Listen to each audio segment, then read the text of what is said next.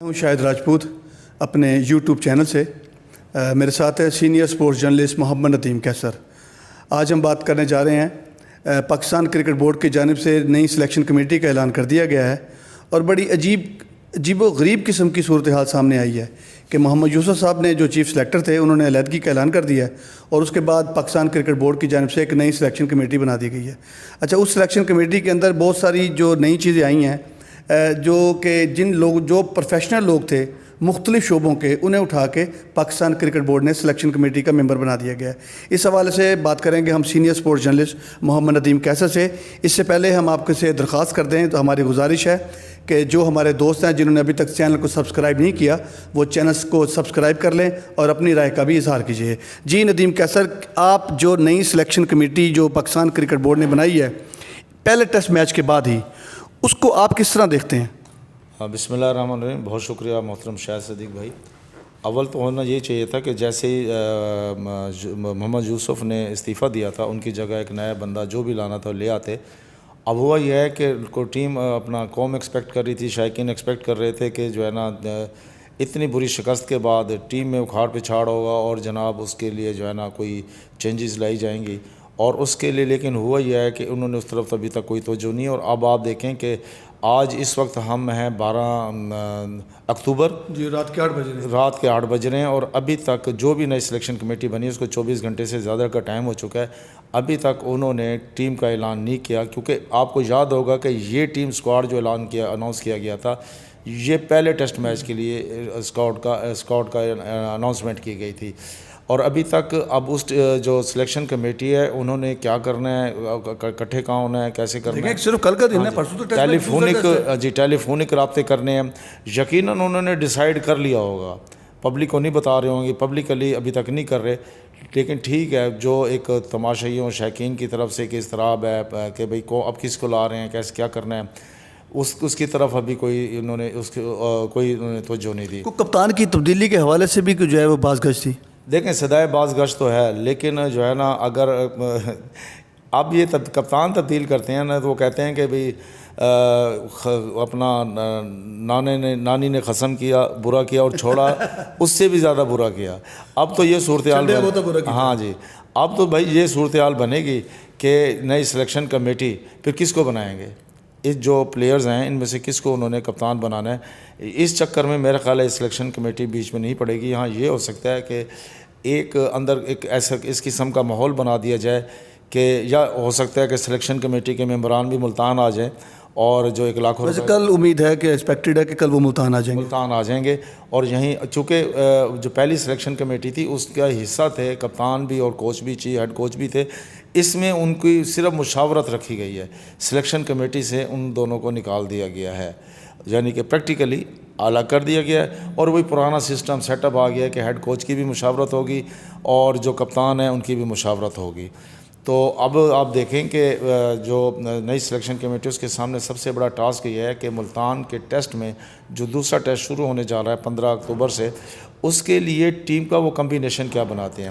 اگر دوسری طرف ہم ڈسکس کریں کہ علیم ڈار کے بارے میں ہم نے بھی اس موضوع پہ بات کی، سب اس موضوع کو لے کے بیٹھے ہوئے ہیں کہ آخر ان کو سلیکشن کمیٹی میں لانے کا تجربہ دنیا میں پہلی مرتبہ کیوں کیا گیا ہے. ان کی جو سکل تھی، ان کی جو وہ سب کچھ تھا وہ تھا کہ انہوں نے ان کی سکل کو استعمال کیا جانا چاہیے تھا. پاکستان کا جو فرسٹ کلاس کا امپائر ہے، ایلیٹ امپائر ہے، اور جن لوگوں نے اب آگے ان کی جگہ جانا ہے ICC میں بھی جانا ہے، امپائرنگ سٹرکچر سے ان کی معاونت لیتے ہیں، ان کی مشاورت لیتے ہیں اس کے تاکہ خد و خال کو بہتر کرتے ہیں. دیکھیں کہ ایک چیز اور بھی ہو رہی ہے کہ اور وہی ہو رہی ہے کہ انہوں نے گراس روٹ لیول پر ویمنس کا سٹرکچر بھی ڈیولپ کر دیا ہے. اور آپ کو پتہ ہے کہ ملتان سے سکھا فیض جو ہیں ان کو پہلی دفعہ انہوں نے امپائرنگ میں شامل کیا ہے. تو ان کی تربیت کون کرے گا؟ ٹھیک ہے نا. ان کو لیول 2 کوچز اپنا کوچنگ کورسز بھی کروائے گئے ہیں. جتنی بھی انٹرنیشنل کرکٹرز ہیں، یہ کرکٹ بورڈ کا زکوٰۃ شب جب پہلی دفعہ آئے تھے تو اس وقت 10-12 سال پہلے اس وقت انہوں نے یہ پروسیس شروع کر دیا تھا.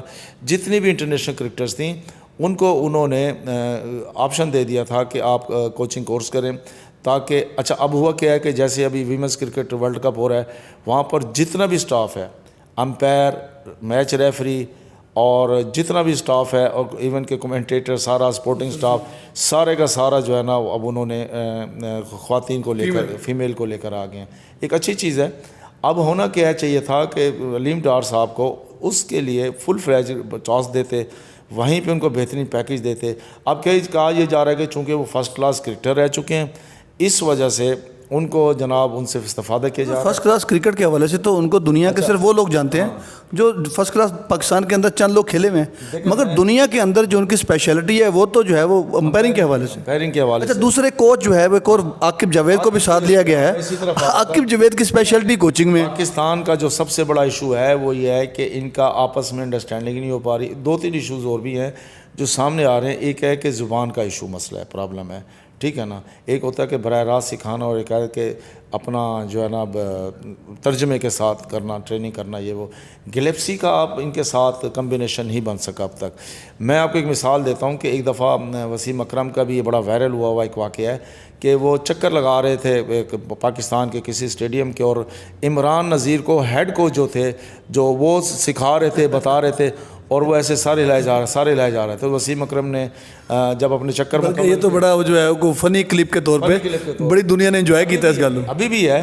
تو عمران نذیر سے نے پوچھا بھی تمہیں کیا سمجھ آ رہی تھی سر؟ انہوں نے کہا بھائی قسم لے لو کہ میں نے کچھ بھی سمجھ نہیں. دیکھیں یہ ہے مسئلہ ہے پاکستان کا جو کوچنگ سٹاف. اس بیچارے نے نہیں سمجھ بھی نہیں آ رہی تھی کہ وہی کہتے کہ میں سمجھ نہیں آ رہی. سمجھ نہیں آ رہی. دیکھیں اب یہ کہنا کہ جی نئے کوچ کے آنے کے بعد, گلیپسیز کے ساتھ آنے کے بعد انہوں نے ٹیم کو نہ ڈرو کہ بھئی خوف تو ان کا دوسری اننگز میں بھی نظر آ گیا, ٹھیک ہے.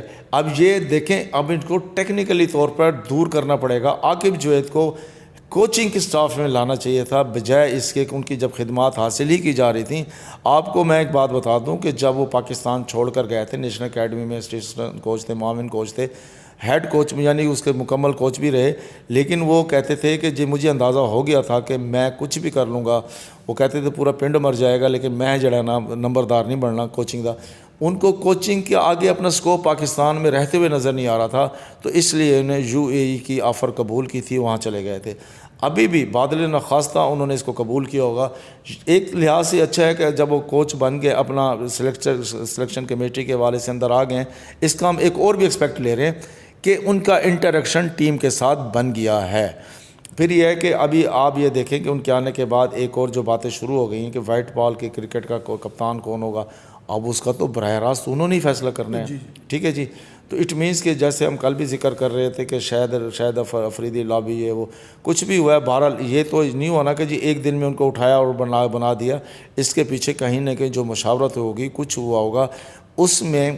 بہرحال عاقب جوید کے آنے کا مطلب یہ ہے کہ وہ اپنی مرضی کی جو ہے نا ٹیم کے ساتھ کپتان, اور کپتان آپ دیکھیے گا کہ بھلے یہ اب اپنا شان مسعود بھلے اگلے 2 میچ جیت بھی جائیں, تو مجھے ان کے جو ہے نا جو انہونی ایک بات لگ رہی ہے, یہ مجھے کپتان ٹھہرتے ہوئے نظر نہیں آ رہے. اور دوسرے نمبر پر یہ ہے کہ جو سلیکشن کمیٹی میں اظہر علی اور اسد شفیق, ٹھیک ہے, نیتی کی طرح پروفیشنل پلیئرز کو لانا چاہیے تھا. اب میں آپ کو ایک بات اور کرتا ہوں, میں بڑا بولڈ ہو کے بات کر رہا ہوں اس لیے کہ میرا ملتان سے تعلق ہے. انضمام الحق نے جس طریقے سے, اب آپ کو میں ایک بات کروں کہ انضمام الحق وہ سلیکٹر تھے جنہوں نے بر وقت مصباح الحق کو قائل کیا تھا کہ اب آپ کی ریٹائرمنٹ قریب آ گئی ہے, اب آپ کو ریٹائرمنٹ لے لینی چاہیے, ہمیں آگے اپنا آگے کو جو ہے نا وہ کپتان گروم کرنا چاہیے. تو پھر بابر اعظم, سرفراز احمد, ان کے بعد غالباً سرفراز احمد بنے تھے, تو اس کے ساتھ ساتھ انہوں نے گروم کیا تھا اپنا بابر اعظم کو بھی گروم کیا تھا.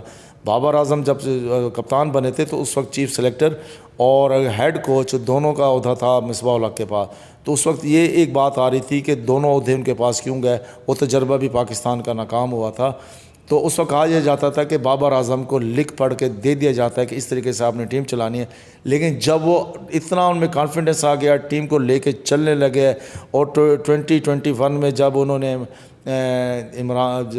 قیدی نمبر 804 کے دور میں جب انہوں نے ایک T20 ورلڈ کپ میں انہوں نے پہلا میچ اور انڈیا کو پہلی دفعہ ورلڈ کپ میں ہرایا, تو اس وقت بھی بڑا ہوا کہ جناب اپنا بابر اعظم ہونے لگی تھی, مغل اعظم ہو گئے تھے. تو کہنے کا مقصد یہ ہے کہ جب ہمارا ایک کپتان بن گیا, لیکن پھر وہی بات آئے گی, کہنا پڑتا ہے, سننا پڑتا ہے, ہر جگہ بات ہو رہی ہے, کوئی ڈرتے ہوئے کہہ رہا ہے کہ کچھ کہہ رہا ہے. کہ بہرحال جو میوزیکل چیئر تھی پی سی بی کے اندر سربراہی کی، اس نے بیڑا غرق کر کے رکھ دیا ہے. اور دیکھیں اس وقت میں یہ نہیں کہتا کہ چونکہ رمیز راجہ تھے تو اس وجہ سے، میں کہتا ہوں کہ کوئی بھی تھا، علی بے جیم دال کوئی بھی تھا، اس وقت کا چیئرمین شپ کو تبدیل نہیں کرنا چاہیے تھا. آپ دیکھیں اس کی نحوست پڑی ہے، انتشار آیا ہے. اور میں یہ کہتا ہوں کہ بے شک ان کا موجودہ جو محسن نقوی صاحب ہیں ان کا بھی ویژن ہوگا، لیکن وہ اس وقت ایک دو بڑے اہم عہدوں پر ہیں اور ان کے عہدے کی جو پرائرٹی ہے، دیکھیں آپ کی بات ٹھیک ہے، ان کے عہدے پی سی بی چیئرمین ایک مکمل ایک مکمل جاب ہے. دیکھیں اس وقت جب ان کو بنایا گیا تھا اس وقت اتنا انتشار پھیل چکا تھا کہ منتشر ہو چکا تھا کہ کرکٹ بورڈ کے اندر ہی نہیں پتہ چل رہا تھا کہ سسٹم کہاں چلا گیا ہے، اتنا انتشار رہ گیا تھا. ذکا اشرف صاحب کے دور میں ظاہر ہے وہ ذکا اشرف، نجم سیٹھی، ذکا اشرف، پھر محسن نقوی. اچھا ٹھیک ہے نا. میں عرض کرتا ہوں کہ وہ دونوں ڈھاک بیس پہ تھے. ہماری تو کرکٹ ورلڈ کپ کے درمیان ڈھاک بیس پہ چلتی رہ گئی. ویسے ابھی تک پاکستان کے اندر اگر کرکٹ کا جو بہترین تجربہ رہا ہے، ویسے تو آج تک جتنا کرکٹ کے تجربے ہیں وہ ناکام ہیں، مگر پاکستان کرکٹ کا جو سب سے بہترین اور کامیاب تجربہ ہے وہ صرف عمران خان فارمولہ تھا. عمران خان وہ اس وقت اس دور کے اندر نہ کوئی انتشار تھا، نہ کوئی سازش تھی. ٹھیک ہے، اس وقت تمام چیزیں جو ہے وہ بالکل صحیح سمت کی طرف جا رہی تھی. اچھا اس دور کے اندر میچ فکسنگ اسپاٹ فکسنگ بھی اس کے بعد پاکستان کرکٹ میں سامنے آیا. جی بالکل، اس کے ساتھ ہم پروگرام کا اہتمام کرتے ہیں. ابھی پچھلے دنوں جو ہے وہ پاکستان کرکٹ ٹیم کی جو ہے وہ میری نظر سے 2-3 لوگوں کے تبصرے گزرے ہیں، جس کے اندر سے باسط علی نے تو بڑا نام ہے پاکستان کرکٹ کا، انہوں نے تو ہاتھ جوڑ کے محمد رضوان کو کہا کہ محمد رضوان بس کر دے. اس کے ساتھ وہ سکندر بخت نے جو ہے وہ شاہین شاہ افریدی اور پاکستان کرکٹ بورڈ کو ایک ایڈوائس دی ہے. تو جو میں بھی کسی حد تک سمجھتا ہوں کہ جو سیاسی عناصر ہیں جو ایک دوسرے کی جن کی بول چال بند ہے، جو ایک دوسرے کو نیچے گرانے کے اپنی کامیابی سمجھتے ہیں، شاہین شاہ افریدی، محمد رضوان اور اس کا جو تیسرا ہے محمد رضوان اور شاہین شاہ افریدی اور بابر اعظم. ان بابر اعظم کو سکندر بخت کی رائے یہ ہے کہ ان تینوں کو جو ہے وہ نہ صرف کرکٹ سے دور کیا جائے بلکہ گراؤنڈ سے دور کر دیا جائے اگر آپ نے پاکستان کرکٹ ٹیم کو بچانا ہے. تو آج کا پروگرام ہم اس کے اوپر ختم کرتے ہیں. انشاءاللہ تعالیٰ اگر آپ اگلے پروگرام تک کے لیے ہمیں اجازت دیجیے. اللہ حافظ.